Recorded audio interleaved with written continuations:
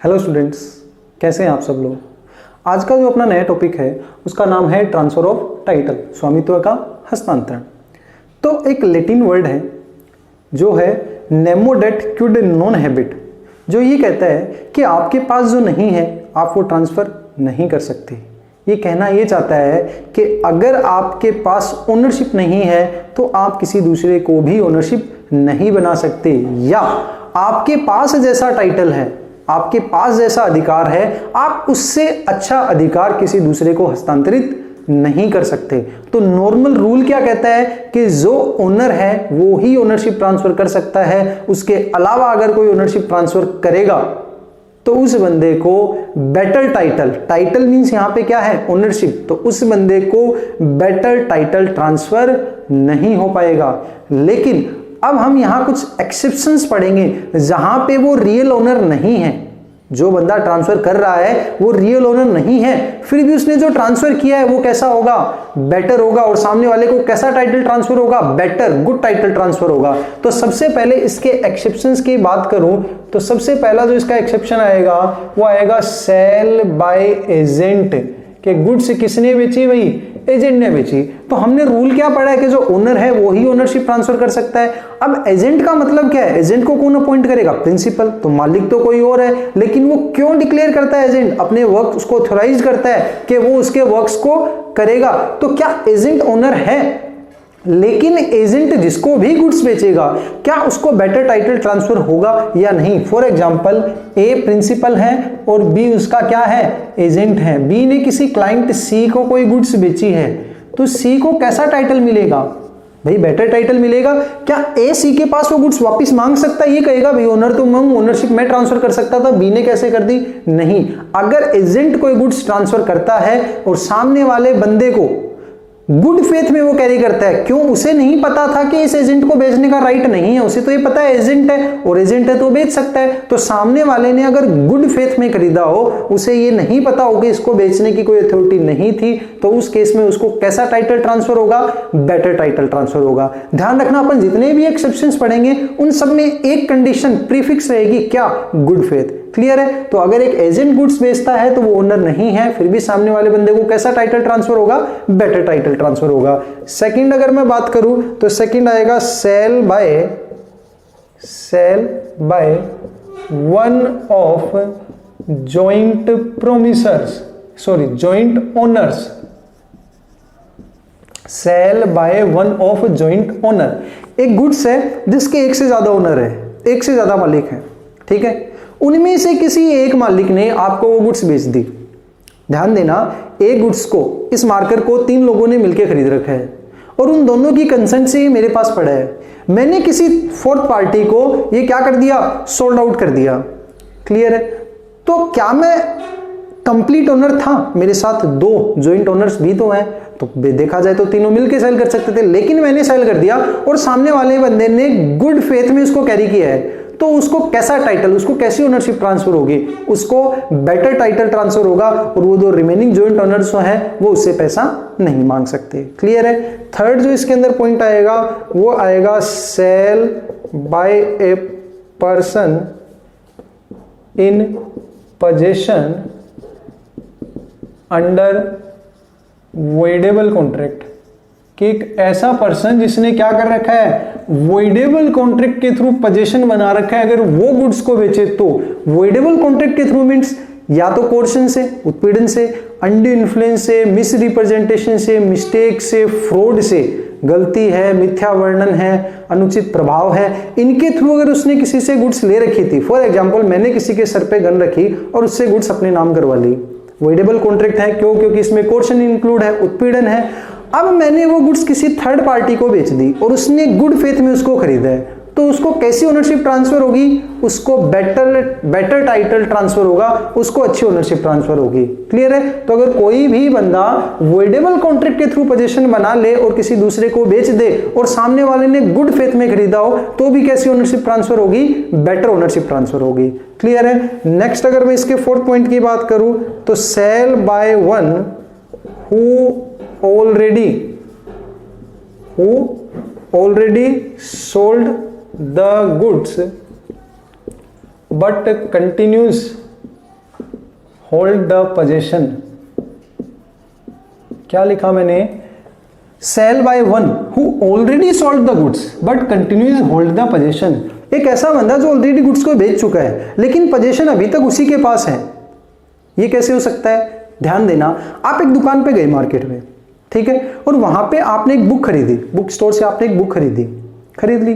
अब आपको कहीं आगे जाना था काम, तो आपने उस बंदे को कहा कि भाई ये ले पैसे और ये बुक तो अभी अपने पास रख, मैं आते टाइम ले लूंगा। ऐसा बहुत बार करते हैं हम लोग, ठीक है, आप चले गए।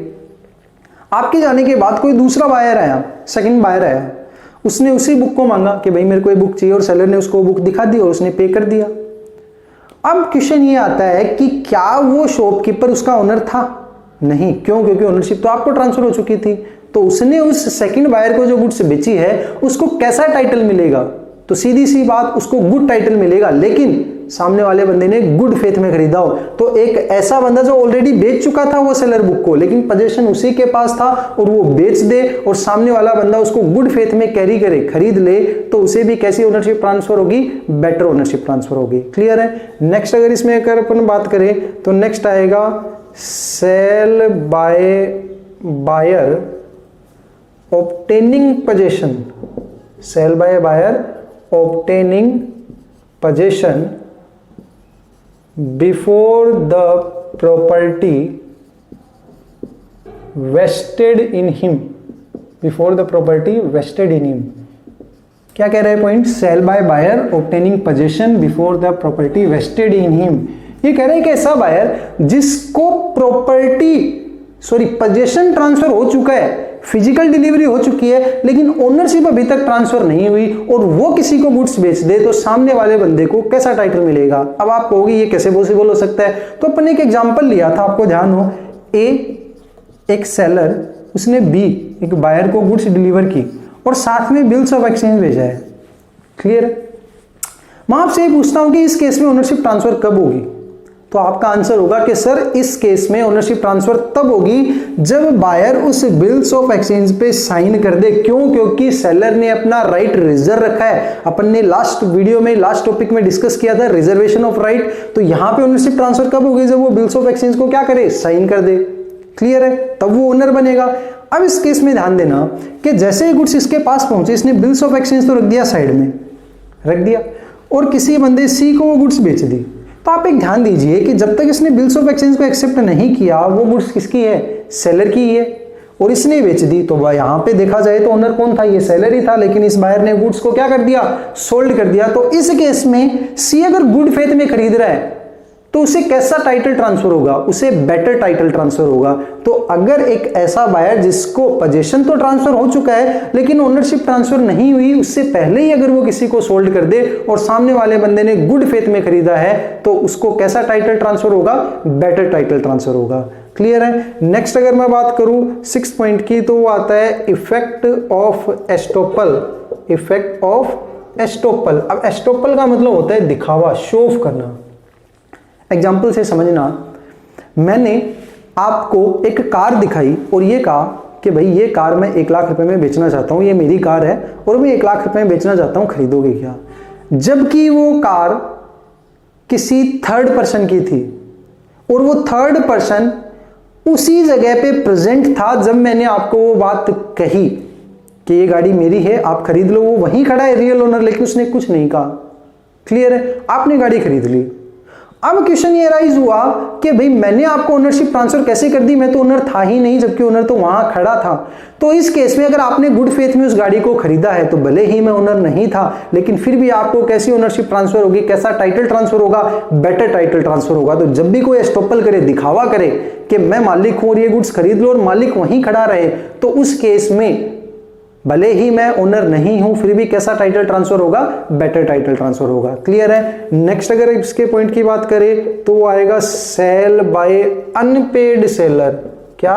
Cell by unpaid seller. ध्यान देना, अनपेड सेलर, एक ऐसा सेलर जिसको अभी तक पेमेंट ना मिला हो। ठीक है? वो बार बार आपको नोटिस दे रहा है, भैया पैसा दे, पैसा दे, पैसा दे, और आपने पैसा नहीं दिया, और गुड्स अभी तक उसी के पास है।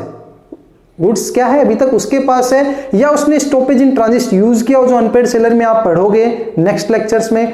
तो अगर अनपेड सेलर है और गुड्स उसी के पास है, वो बार बार रिक्वेस्ट कर रहा है, आप पे नहीं कर रहे, तो वो लास्ट में क्या करेगा, गुड्स को सोल्ड आउट करेगा, बेचेगा। तो ध्यान दीजिए सेलर वर्ड यूज हो गया, इट मींस वो सेल तो कर ही चुका था, इट मींस ओनर तो आप हो, लेकिन उसको पैसा नहीं मिला और वो बेच रहा है, तो इस केस में वो ओनर नहीं है, फिर भी वो जिसको सेल करेगा उसको कैसा टाइटल मिलेगा, बेटर टाइटल मिलेगा, बशर्ते उसने गुड फेथ में खरीदा हो।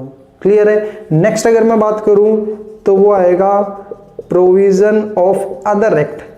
कुछ अदर एक्ट्स हैं, उसमें भी कुछ प्रोविजन है, जैसे मैं बात करता हूं क्या, ऑफिशियल रिसीवर अगर कोई गुड्स बेचे या फाइंडर ऑफ गुड्स कोई बेचे। तो जैसे मैं बात करता हूं ऑफिशियल रिसीवर की, ऑफिशियल रिसीवर का मतलब जब कोई बंदा इंसॉल्वेंट हो जाता है तो एक ऐसा बंदा अपॉइंट किया जाता है जो उसके एसेट को बेचेगा, लोगों को पे करेगा, जो रिकवरी लेनी है वो रिकवरी लेगा।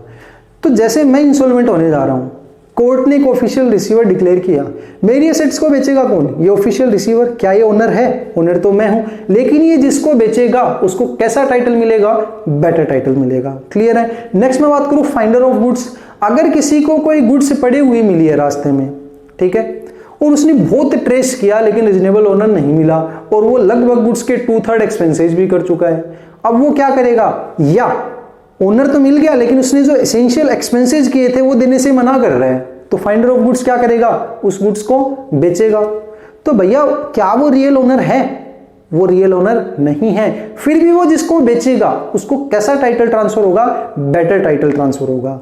क्लियर है। लेकिन एक बात ध्यान में रख लेना, अगर चोरी की गुड्स बेची जा रही है, अगर मैंने किसी से गुड्स चुराई और किसी को बेची, तो भले ही सामने वाला बंदा कितने भी गुड फेथ में क्यों ना हो, उसे बेटर टाइटल ट्रांसफर नहीं होगा। क्लियर है। इन सब केसेस में हमने क्या पढ़ा है कि अगर गुड फेथ होगा तो सामने वाले बंदे को बेटर टाइटल ट्रांसफर होगा, लेकिन ध्यान रखना अगर चोरी की गुड्स बेची जा रही है, मैंने किसी से चुरा के गुड्स बेची है, तो भले ही आपने कितने ही गुड फेथ में खरीदा हो, आपको बेटर टाइटल कभी भी ट्रांसफर नहीं हो सकता। क्लियर है। तो ये अपना टॉपिक था ट्रांसफर ऑफ टाइटल, स्वामित्व का हस्तांतरण। क्लियर है।